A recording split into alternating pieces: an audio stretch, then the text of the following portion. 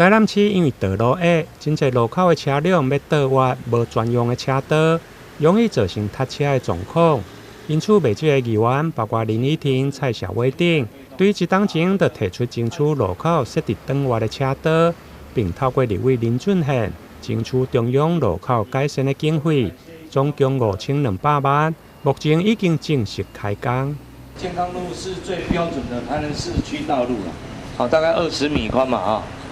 然后2车道，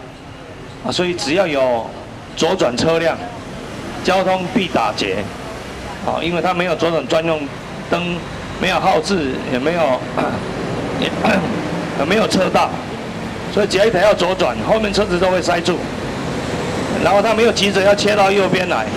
然后右边的车辆又打结，所以我们现在就来请相关单位因为我们争取这个经费已经也谈了1年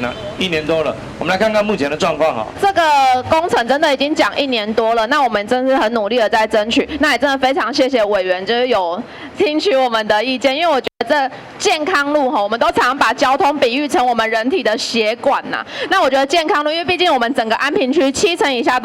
以上都是住宅区，所以在这个健康路就成为很重要的一条通勤的道路。以这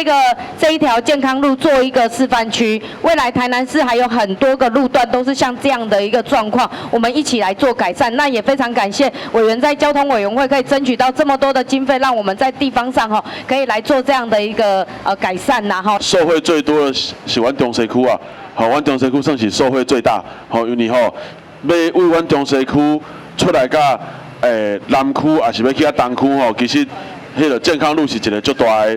的交通使用路线所以其实在偏心市左转之后卖太里家中西区的民众，不管要到南区，从这边到安平到东区，或是甚至再往仁德那边走健康路塞车的状况一定会改善。健康路1段到2段，对大东路到中华西路口，总共11个路口。市府将分2阶段来施工，第一阶段中华西路到下南路口。在9月2号开工，预计11月底就会完工。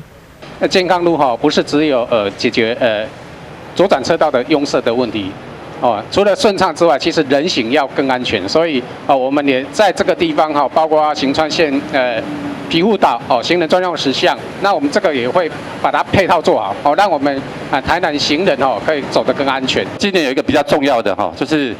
行人交通安全措施的条例通过了5月1号。所以我们从明年开始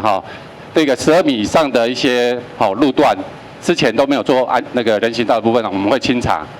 以后，我们会报给中央一个分期改善。那这个到时候再请议员跟立委这边来给我们支持第2阶段西门路到富人路口，因为考量体育场职棒的开打，预计11月中下旬施工，希望赶在明年农历过年前就会用来完成。台南新闻林根采访报道。